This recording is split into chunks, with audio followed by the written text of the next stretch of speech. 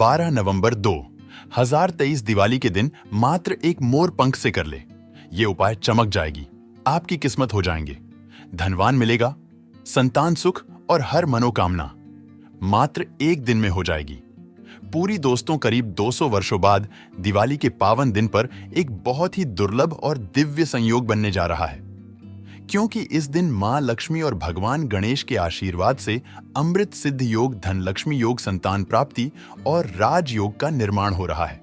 और ऐसे में यदि आप इस दिन मोर पंख से जुड़े इस महा उपाय को कर लेते हैं तो आपकी कैसी भी परेशानी हो, चाहे वो धन की इच्छा हो या संतान प्राप्ति की या अच्छे स्वास्थ्य की, हर मनोकामना आपकी मात्र एक आसान से उपाय से पूरी हो जाएगी।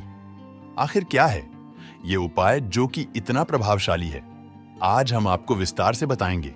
इसलिए दोस्तों, वीडियो को आखिर तक जरूर देखें। और अगर आप भी अपने जीवन में मां लक्ष्मी और गणेश भगवान की कृपा पाना चाहते हैं तो वीडियो को लाइक करके कमेंट में ओम गणेशाय नमः जय मां लक्ष्मी लिखना न भूले। साथ ही चैनल को भी सब्सक्राइब जरूर कर ले। दोस्तों, साल 2023 में दीपावली का पर्व 12 नवंबर रविवार को मनाया जाएगा और लक्ष्मी गणेश पूजा का शुभ मुहूर्त होगा। 12 नवंबर शाम 5:39 से शाम 7:35 तक और प्रदोष काल पूजा का शुभ मुहूर्त होगा। शाम 5:29 से रात्रि 8:08 तक दोस्तों, ऐसी मान्यता है कि दिवाली की रात भगवान श्री राम 14 वर्ष के वनवास के बाद अयोध्या लौटे थे, जिस कारण उनके आने की खुशी में पूरे राज्य को दीपों से सजाया गया था। तो वहीं ऐसी भी मान्यता है कि इसी दिन मां लक्ष्मी धरती पर अवतरित होती है, जिस कारण प्रदोष काल में महालक्ष्मी जी के स्वागत में हर जगह दीप जलाए जाते हैं। दोस्तों, दिवाली के दिन प्रदोष काल में पूजा स्थल पर एक साफ चौकी में लाल वस्त्र बिछाकर लक्ष्मी गणेश जी की प्रतिमा स्थापित करें। पूजा स्थल में जल से भरा कलश रखें। कलश के अंदर एक सिक्का, सुपारी, गेंदे का फूल और अक्षत डालें। कलश पर आम या अशोक के 5 पत्ते लगाएं। अब कलश को एक छोटी सी थाली से ढककर इसके ऊपर चावल रख दें। सबसे पहले पूजा स्थल पर घी के दिए जलाएं। प्रतिमा को तिलक कर सभी पूजन सामग्री जैसे खिल बताशे, 5 मेवा, गुड़, फल, फूल, मिठाई, मां लक्ष्मी जी को कमल का फूल व कौड़ियां अर्पित करें। अब माता लक्ष्मी के मंत्रों का जाप और श्री सूक्त का पाठ करें। दिवाली पर महालक्ष्मी पूजन के बाद तिजोरी व बही खातों की पूजा होती है, इसीलिए इनकी तिलक कर पूजा करें। इसके बाद लक्ष्मी गणेश जी की कथा सुनें और फिर आरती करें। पूजा के बाद घर के सभी कोनों में दिए जलाए। मान्यता है कि इस दिन लक्ष्मी गणेश जी के साथ साथ धन के देवता कुबेर जी का पूजन करना भी बहुत ही शुभ होता है। इसके लिए एक पोटली बनाकर उसे भगवान कुबेर के रूप में स्थापित कर उनकी पूजा करनी चाहिए, या घर में मौजूद चांदी के 8 सिक्कों से भी भगवान कुबेर की पूजा होती है। लोग चाहे तो कुबेर श्री यंत्र खरीद कर भी उनकी पूजा कर सकते हैं। उन्होंने बताया कि पूजा के लिए भगवान कुबेर को मूर्ति या तस्वीर पर नए वस्त्र चढ़ाने चाहिए। साथ ही कमलगट्टा, धनिया कमल और लाल गुलाब का फूल माला, सप्तमृतिका, सप्तधान्य दूर्वा, कुश, पंचमेवा, अक्षत, हल्दी, रोली, सिंदूर, सुपारी, पान का पत्ता, पंचपाल, दूध, दही, फल, शहद, गंगाजल, शक्कर, शुद्ध घी, नैवेद्य, मिठाई, गुलाल, कपूर, यज्ञोपवीत, कुमकुम, दीपक, धूप, इलायची, लौंग, रक्षा सूत्र, इत्र और कुश का आसान इस्तेमाल कर उनकी पूजा कर सकते हैं। इस दौरान घर में मौजूद चांदी या सोने का सिक्का, नारियल और बही खाता आदि की पूजा करनी चाहिए। चलिए दोस्तों, अब बात करते हैं मोर पंख के उपायों के बारे में। दोस्तों, मोर पंख घर में शांति और सुख समृद्धि के लिए बहुत ही उपयोगी वस्तु है। इसे शास्त्रों में एक प्रकार का यंत्र ही कहा गया है जो धन संपत्ति को आकर्षित करता है। यदि मोर पंख को घर में सही दिशा और सही स्थान पर रखते हैं तो इससे घर में धन का आगमन होता है। संचित धन में कई गुना अधिक वृद्धि होती है। मोर पंख को घर में रखने से पैसे की आवक कई गुना बढ़ जाती है। इसके लिए आपको केवल 3 मोर पंख लेने हैं और उससे जुड़े महत्वपूर्ण वास्तु उपाय करने हैं, जिसके बारे में आज हम आपको बताएंगे। इसीलिए इस महत्वपूर्ण जानकारी को आप पूरा जरूर देखें। दोस्तों, सबसे पहले हम जानते हैं कि मोर और मोर के पंख का हमारे धार्मिक शास्त्रों में क्या महत्व बताया गया है। धार्मिक ग्रंथों के अनुसार मोर पंख एक चमत्कारिक यंत्र होता है। और इसका प्रयोग तांत्रिक क्रियाओं में भी किया जाता है। प्राचीन युग से ही मोर पंख को तांत्रिक साधना में महत्वपूर्ण माना गया है। साथ ही ज्योतिष शास्त्र में भी मोर पंख को बहुत ही महत्व दिया गया है। इसके साथ ही पुराणों में भी मोर पंख से जुड़े उपायों का वर्णन मिलता है। आयुर्वेद में भी मोर पंख के बारे में बताया गया है कि किस प्रकार से मोर पंख घर से रोग तथा बीमारियों को दूर रखता है। यदि घर में कोई व्यक्ति बीमार है तो मोर पंख का प्रयोग करके उसे स्वस्थ बनाया जा सकता है। मोर से जुड़ी पुराणों में कई कथाएं लिखी हुई है। पक्षी शास्त्र में मोर से जुड़ी एक कथा का वर्णन मिलता है। प्राचीन युग में संध्या नाम का एक असुर हुआ करता था। वह बहुत ही शक्तिशाली और बड़ा तपस्वी था। गुरु शुक्राचार्य से विद्या प्राप्त करके संध्या नाम का असुर देवताओं को अपना शत्रु मानने लगा था। उसने ब्रह्मदेव और भगवान शिव से वरदान प्राप्त किया और बहुत अधिक शक्तिशाली बन गया। उसके बाद उसने स्वर्ग पर आक्रमण किया और कई देवताओं को बंदी बना लिया। लेकिन कुछ असुर को पराजित करने के लिए देवताओं ने एक योजना बनाई और उसके लिए उन्होंने मोर की सहायता ली। सभी देवता और नवग्रह मोर के पंखों में विराजित हो गए, जिससे मोर बहुत ही अधिक शक्तिशाली बन गया और विशालकाय रूप धारण करके उस मोर ने संध्या असुर पर आक्रमण कर दिया। इस युद्ध में संध्या असुर का वध हो गया और देवताओं को उनका आधिपत्य फिर से प्राप्त हुआ। सभी देवताओं ने मोर की प्रशंसा की और उसे भी पूजनीय होने का वरदान दे दिया। तभी से मोर को बहुत ही पवित्र माना जाता है।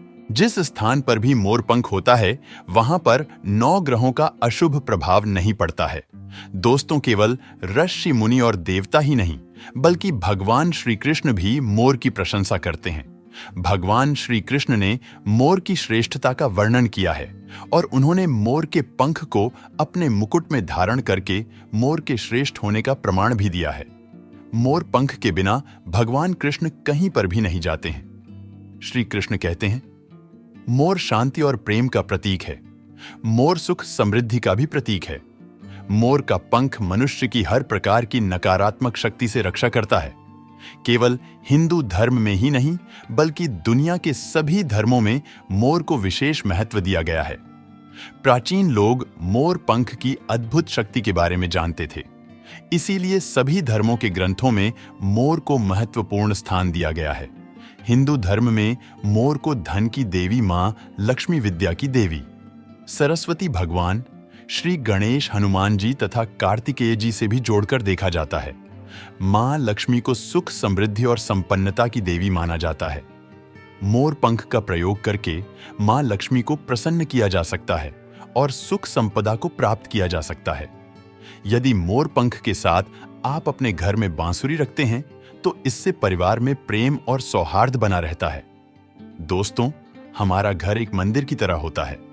अगर इसमें रहने वाले सदस्य रोज आपस में झगड़ा करने लगे तो यह मंदिर कम युद्ध का मैदान अधिक लगने लगता है। घर में कलेश और झगड़े होने के कई कारण हो सकते हैं, लेकिन सबसे बड़ा कारण होता है घर में नकारात्मक ऊर्जा का प्रवेश करना। लेकिन हमारे घर में यह नकारात्मक ऊर्जा आखिर कहां से प्रवेश करती है और इस नकारात्मक ऊर्जा को दूर करने के लिए कौन से उपाय करने चाहिए? वास्तुशास्त्र के अनुसार प्रत्येक घर में नकारात्मक ऊर्जा फैलाने वाली चीजें मौजूद होती है। इन वस्तुओं के बिना हमारा घर चल नहीं पाता है। इन वस्तुओं को तो हम घर से बाहर नहीं निकाल सकते हैं, लेकिन उस नकारात्मक ऊर्जा को अवश्य बाहर निकाल सकते हैं। इसके लिए हमें मोर पंख का प्रयोग करना चाहिए। इसके लिए मोर के पंखों को आप अपने घर पर खूब जोर जोर से हवा में हिलाएं। इससे आपके घर की जितनी भी नकारात्मक ऊर्जा है वह आपके घर से बाहर हो जाएगी। यदि रोज सुबह पूजा के बाद आप ऐसा करते हैं तो आपके घर की सारी नकारात्मक ऊर्जा घर से बाहर चली जाएगी और आपके घर में सुख शांति बनी रहेगी। इसी बात को ध्यान रखते हुए आज हम आपको बताएंगे कि घर में वह कौन सी 3 जगह है जहां पर आपको मोर पंख जरूर रखना चाहिए। और इन जगहों पर अगर आप मोर पंख रख देते हैं तो आपके घर में भी सबसे अधिक सकारात्मक ऊर्जा बनी रहेगी। सबसे पहली बात, घर से नकारात्मक ऊर्जा को दूर करने के लिए अगर घर में नकारात्मक ऊर्जा है और परिवार के सदस्यों की तरक्की में अड़चनें निर्माण हो रही है तो आप अपने मुख्य द्वार के ऊपर गणेश जी की प्रतिमा रखें और प्रतिमा के दोनों ओर मोर पंख अवश्य रखें। इससे आपके घर में किसी भी प्रकार की नकारात्मक ऊर्जा प्रवेश नहीं कर पाएगी। यदि आपका मुख्य द्वार वास्तुशास्त्र के नियमों के विरुद्ध है, तो आप मुख्य द्वार पर 3 मोर पंख अवश्य रखें। इससे वास्तु दोष समाप्त हो जाएंगे। दूसरी बात, ग्रहों के दुष्प्रभाव से बचने के लिए अगर घर के सदस्यों पर ग्रहों का दुष्प्रभाव है अथवा ग्रहों की स्थिति खराब चल रही है, तो मोर पंख ले और उस पर गंगा जल अथवा शुद्ध जल का छिड़काव करें। फिर इसे ऐसे स्थान पर रख दें जहां पर यह किसी को दिखाई ना दे। इससे ग्रह शांत होने में मदद मिलती है। तीसरी बात, बुरी नजर से बचने के लिए अगर घर के किसी सदस्य अथवा बालक को बुरी नजर लगी है या उस पर किसी की बुरी नजर का प्रभाव पड़ा है, तो सोते समय उस व्यक्ति के तकिए के नीचे मोर पंख रखें और दूसरे दिन इसे किसी बहते जल में अथवा कुएं में डाल दें। इससे बुरी नजर उतर जाती है। चौथी बात, पढ़ाई में मन नहीं लगता है। अगर घर के विद्यार्थियों का पढ़ाई में मन नहीं लगता है, उनकी याददाश्त कमजोर है, पढ़ाई करते समय बार बार नींद आती है, तो विद्यार्थियों को मां सरस्वती के सामने मोर पंख रखकर दूसरे दिन उस मोर पंख को अपनी किताबों में रखना चाहिए। इससे विद्यार्थियों में एकाग्रता बढ़ेगी और मां सरस्वती की कृपा बनी रहेगी। पांचवा उपाय, दुष्ट शत्रु से छुटकारा पाने के लिए अगर कोई शत्रु जानबूझकर आपको परेशान कर रहा है और बार बार आपको नुकसान पहुंचाने का प्रयास करता है, तो मंगलवार के दिन हनुमान जी की मस्तक का सिंदूर मोर पंख पर लगाएं और सुबह के समय बिना नहाए ही इसे बहते हुए जल प्रवाह में अथवा कुएं में ढाल दें। इससे शत्रु से छुटकारा मिलता है। छठी बात, मनवांछित फल प्राप्ति के लिए अगर मन की कोई इच्छा अधूरी है, कई दिनों तक कोशिश करने के पश्चात भी मनवांछित फल प्राप्त नहीं होता है, कार्यों में बार बार रुकावट आ रही है, तो आप राधा कृष्ण के मंदिर में जाकर भगवान श्री कृष्ण को मोर पंख चढ़ाएं अथवा घर में ही श्री कृष्ण की मूर्ति पर मोर पंख लगाएं और अपनी इच्छा उनके सामने प्रकट करें। सातवीं बात, अगर पति पत्नी के बीच तनाव हो, अगर घर के अंदर क्लेश है, पति पत्नी के बीच बार बार झगड़े होते हैं, आपसी प्रेम कम होने लगा है, तो उनके बेडरूम में दक्षिण पूर्व की दिशा में मोर पंख रख देना चाहिए। इससे दोनों के बीच में प्रेम बढ़ेगा और आपसी मनमुटाव कम होगा। आठवां उपाय, धन में वृद्धि के लिए अगर धन की कमी है, अचानक धन खर्च हो जाता है, तो घर में तिजोरी अवश्य बनाएं। तिजोरी रखते समय ध्यान रहे तिजोरी को पश्चिम की दीवार पर सटाकर रखें और उसका मुख पूर्व दिशा की ओर हो। इससे देवराज की कृपा दृष्टि बनी रहेगी। साथ ही महालक्ष्मी की पूजा में मोर पंख रखकर उसे तिजोरी में रखें। इससे घर में सुख समृद्धि आती है और धन की कमी महसूस नहीं होती है। यदि धन की समस्या आ रही है, तो घर के अग्निकोण में अर्थात दक्षिण पूर्व दिशा में अपनी कमर से ऊपर कंधे की ऊंचाई पर 2 मोर पंख शुक्ल पक्ष में लगाएं। जल्दी ही धन प्राप्ति के नए अवसर प्राप्त होने लगेंगे। 9वां उपाय, आप किसी भी शुभ दिन मोर का पंख लेकर घर के किसी ऐसे स्थान पर रखें जहां पर आने जाने वाले लोगों की नजर सबसे ज्यादा पड़ती है। असल में मोर का पंख नकारात्मक ऊर्जा को अवशोषित करता है, इसलिए आपको इसको ऐसे स्थान पर लगाना चाहिए जहां ये सभी को नजर आए। मोर के पंख का यह उपाय न सिर्फ आपको बल्कि आपके घर के सदस्यों के जीवन में भी सुख और समृद्धि जरूर लेकर आएगा। तो दोस्तों, इस प्रकार से मोर पंख का प्रयोग करके आप अपने जीवन में सुख समृद्धि ला सकते हैं। इसी के साथ दोस्तों, दिवाली के दिन आपको इन उपायों के साथ साथ दिवाली व्रत कथा भी सुननी और सुनानी चाहिए, जिससे आपके सभी पाप धुल जाते हैं और आपकी हर मनोकामना पूरी हो जाती है। एक गांव में एक साहूकार रहता था। साहूकार की एक बेटी थी।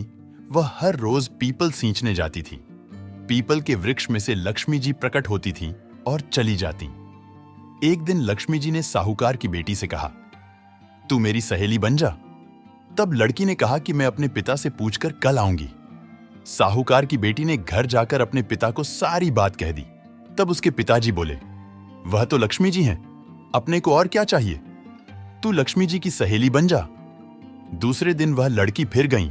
तब लक्ष्मी जी पीपल के पेड़ से निकलकर आई और कहा, सहेली बन जा। तो लड़की ने कहा, बन जाऊंगी, और दोनों सहेली बन गई। लक्ष्मी जी ने उसको खाने का न्योता दिया। घर आकर लड़की ने मां बाप को कहा कि मेरी सहेली ने मुझे खाने का न्योता दिया है।